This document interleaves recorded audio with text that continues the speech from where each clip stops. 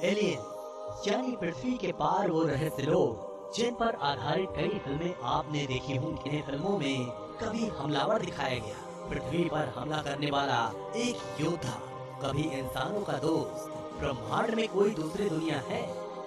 क्या एलियंस इंसानों से बात कर सकते हैं? इंसान तो क्या, विज्ञान के लिए भी ये अबूझ पहेली है।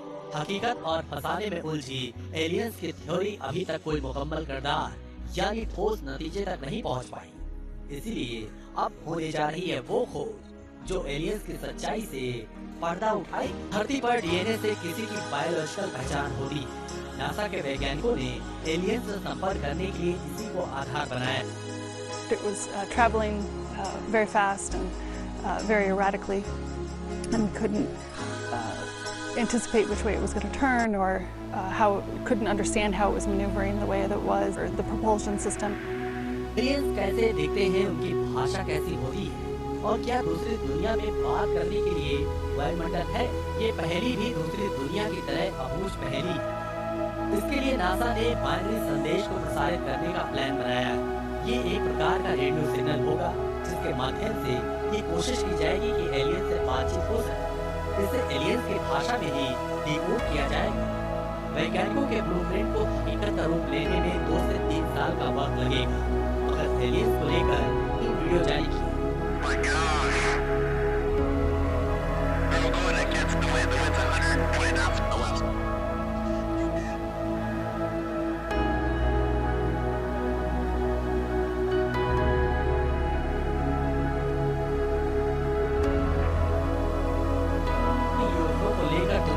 कई दावे किए गए, लेकिन क्या वाकई उड़न तंत्री का वजूद है?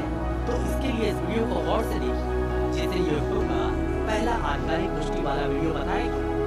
2 साल पहले 2020 में अमेरिकी रक्षा मंत्रालय पेंटागन ने यूएफओ के ये तस्वीरें दूर से ली गई, मगर इसकी हलचल ने दुनिया को रोमांच से भर दिया। अमेरिका 2007 से 2017 तक एक मिशन भी चला चुका है, और इसी से अटकलें लगने लगी कि अमेरिका एलियंस के वजूद से इनकार नहीं करता।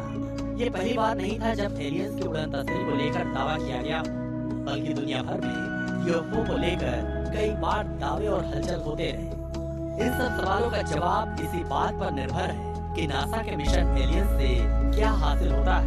क्या वाकई एलियंस हमसे बात करें? It's actual sort of a policy to use ridicule to kind of damp the whole thing down that goes back to the 50s, and it became just part of the culture. And since then, we were just kind of left with this attitude of ridicule in the culture. We weren't hearing anything about it from our... दरअसल illusionist ऊरी Geller ने यह दावा किया है कि 1 या 2 नहीं बल्कि पिछले 50 सालों से अमेरिका एलियंस के संपर्क में है। ब्रिटिश, इजरायली जादूगर, टीवी पर्सनालिटी और मायावादी अपनी माइंड कंट्रोल की ताकत के लिए जाने जाते हैं, और उन्होंने एलियंस को लेकर जो खुलासा किया है वो वाकई हैरान करने वाला है। दरअसल ऊरी को 1974 में मैरीलैंड स्थित नासा के बेस पर बुलाया गया था। CIA अधिकारी उनकी पावर से काफी प्रभावित थे। यूरी का कहना है कि तभी उन्हें एलियंस की मौजूदगी पर विश्वास हुआ। गेलर की माने तो धरती कम से कम 50 साल से एलियंस से संपर्क में है। गेलर का कहना है कि इंजीनियर वर्नर वॉन ब्राउन ने उन्हें एक सेफ में रखा, मेटल का टुकड़ा दिखाया और बताया कि ये हमारे ग्रह का नहीं। उन्होंने कहा कि ये एक UFO यानी अनआइडेंटिफाइड फ्लाइंग ऑब्जेक्ट का टुकड़ा है जो धरती से टकराया। गेलर का कहना है कि उन्होंने वहाँ जो देखा उसने उनके होश उड़ा दिए, लेकिन वो इसके बारे में ज्यादा डिटेल नहीं दे सके क्योंकि उन्होंने इसके लिए एक दस्तावेज पर रजामंदी की। We haven't suffered the consequences we did in Pearl Harbor and 9/11, but the problems are precisely the same. You had a radar operator seeing Japanese bombers and fighters approaching. He didn't report it to anybody. The information didn't get up the chain. 9/11, we had CIA and FBI not talking and not sharing information. In this case, it's worse. We've got more like 10 agencies not talking and sharing information. लेकर लगातार कुछ न कुछ चर्चा बनी रहती है। कुछ वक्त पहले ही अमेरिकी रक्षा मंत्रालय पेंटागन ने UFOs पर गठित अपनी टास्क फोर्स की रिपोर्ट को देश की कांग्रेस के सामने रखा था। इसमें साल 2004 के बाद से धरती पर दिखे 44 UFO या उड़न तस्करियों के बारे में बताया गया है। यूँ तो इस रिपोर्ट में इस बात का साफ साफ दावा नहीं किया गया है कि उड़न तस्करियों का संबंध दूसरे ग्रहों से आए एलियन से है, लेकिन ऐसी संभावना को पूरी तरह से खारिज भी नहीं किया या 51 को लेकर भी चर्चा तेज हो जाती है। ये माना जाता है कि इस बेहद शक्तिशाली देश ने प्रयोग के लिए नेवादा के एरिया 51 में एलियंस को कैद कर रखा है। एरिया 51 अमेरिका के नेवादा में स्थित एक सैन्य अड्डा है। ये ग्रूम झील के किनारे है जो कि सूखी है। इस जगह पर क्या हो रहा है इसकी खबर किसी को नहीं है। इससे पहले एरिया 51 के बारे में ज्यादा जानकारी उपलब्ध नहीं थी, लेकिन अब सैटेलाइट के माध्यम से इस रहस्य से पर्दा उठा है, जिसमें रनवे के साथ साथ सैन्य कैंप को दिखाया गया है।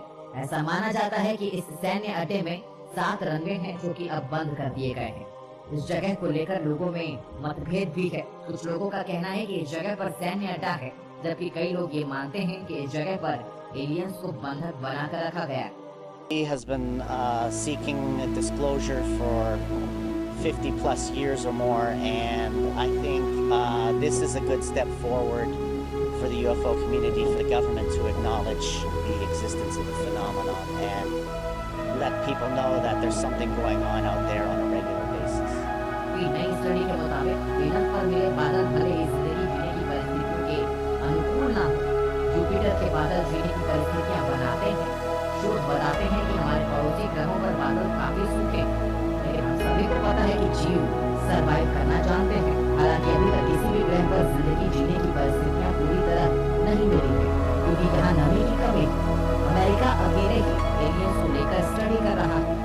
एलियंस को लेकर कई सवाल पहले से उठते रहे हैं, जैसे कि क्या पृथ्वी के बाहर दूसरे ग्रह पर जीवन है, क्या एलियन का अस्तित्व है, क्या ये हमारे दोस्त हैं, या फिर धरतीवासी के लिए ये एक बड़ा खतरा। इन सबके बीच भौतिक विज्ञानी मार्क बुकानन का दावा है कि यदि एलियंस हैं तो इनके संपर्क धरती पर जीवन खत्म